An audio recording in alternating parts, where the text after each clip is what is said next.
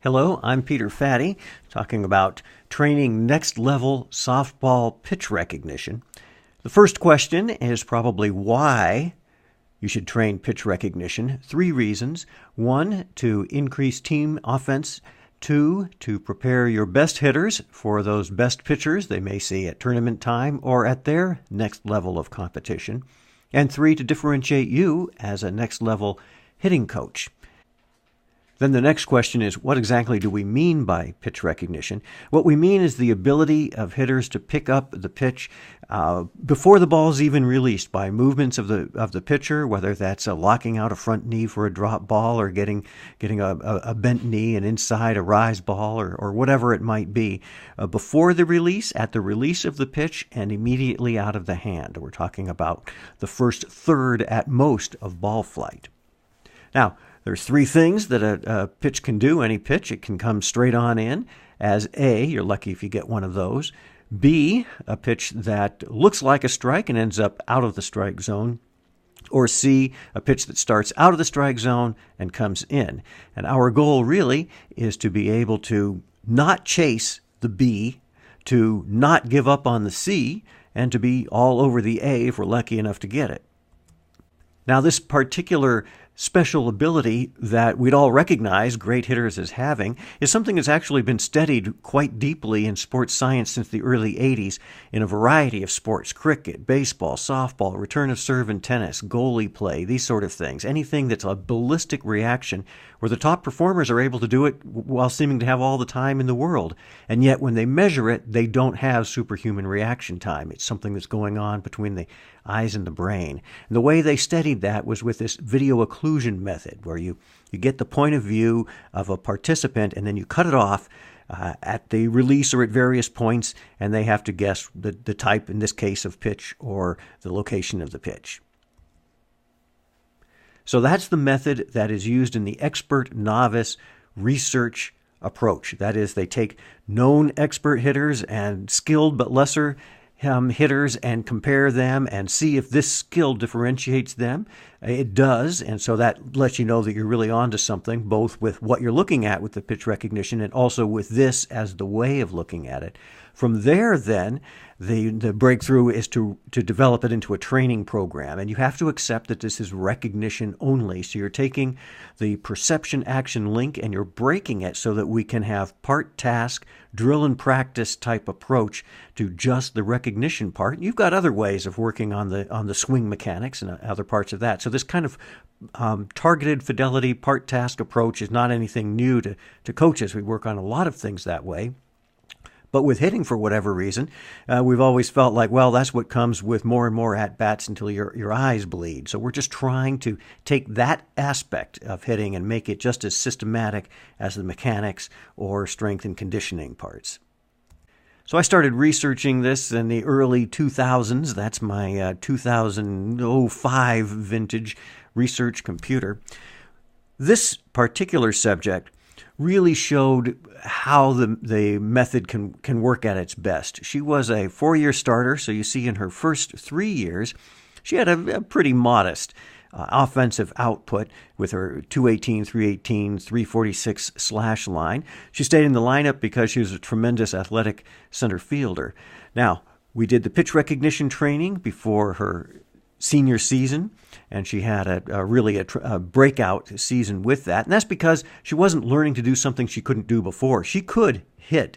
She just didn't do it enough. She chased pitches. She made bad pitches about which ones to go after and which ones to let go.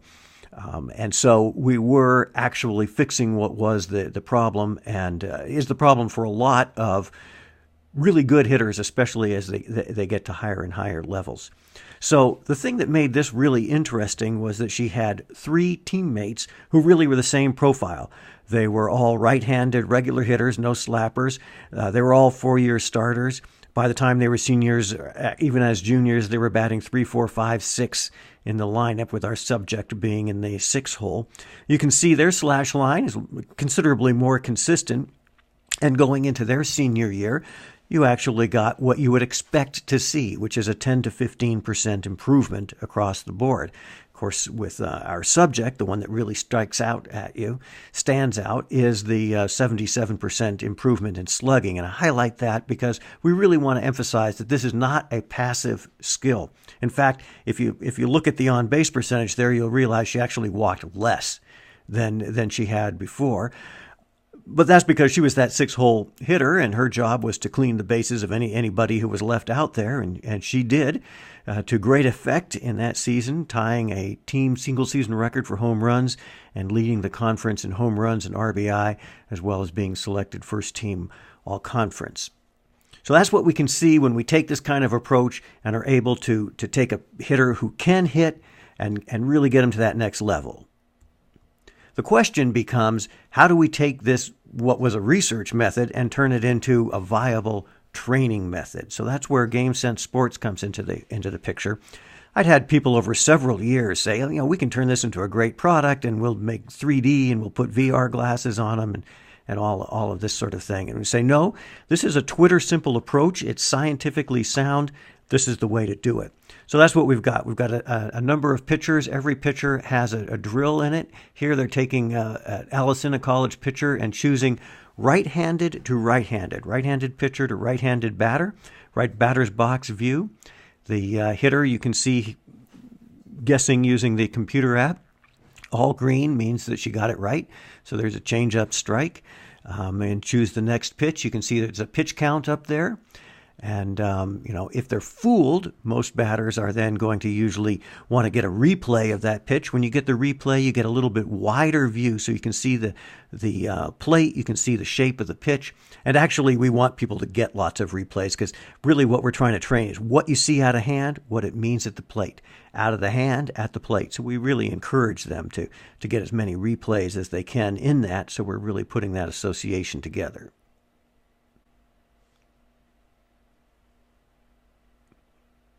Using the drill and practice method of repetition, immediate feedback, and progressive difficulty, then we're able to develop this skill that otherwise is pretty much assumed to just come with more and more at-bats. Oh, that was a nice changeup. That's the one you take off the shins. So you get 10 pitches in. She'll make her final guess.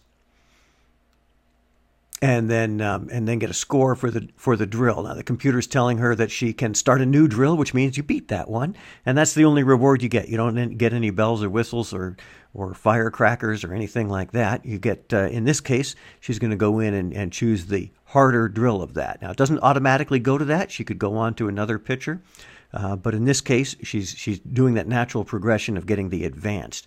Now she's going to see considerably less ball flight, so it gets a lot more challenging now. She's only seeing about 5-6 feet of ball flight out of the hand. Now this is some of the same pitches. There's 25 pitches in the whole set, and they get mixed up each time, so you can do the same set of 10 pitches over and over again. You won't repeat the same pitches in a row. So she finishes another 10-pitch sequence. And, that's the way that goes. We recommend doing 4 or 5 drills, about 10 minutes at a time, maximum, no more than that. 3-4 days a week, unless you're really trying to build up the skill, then maybe you do it once a day. There's a number of pitchers in there of different levels, different pitch repertoires. And you can see that there's a left-handed flip of all of the pitchers. And that's because there's so much right on right that your left-handed pitchers and hitters in particular may not have seen those left-handed pitchers. And so, that's something that a lot of teams like to use as they're preparing for a tournament, and they know they've got a tough lefty coming. All the pitchers are former college pitchers, good pitchers with some youth pitchers also thrown in there. Again, here is a very controlled way for you as a coach, better as a player, to work on this particular skill without the pressure of actually hitting the ball. When it really gets interesting, really gets valuable, is when this is under the direction of a coach or a hitting instructor with a team or a hitting academy, and you're working it with the live drills so that you make that transfer from the pitch recognition work on the computer into the batting cage, into the bullpen standing in there, and then finally into the batter's box.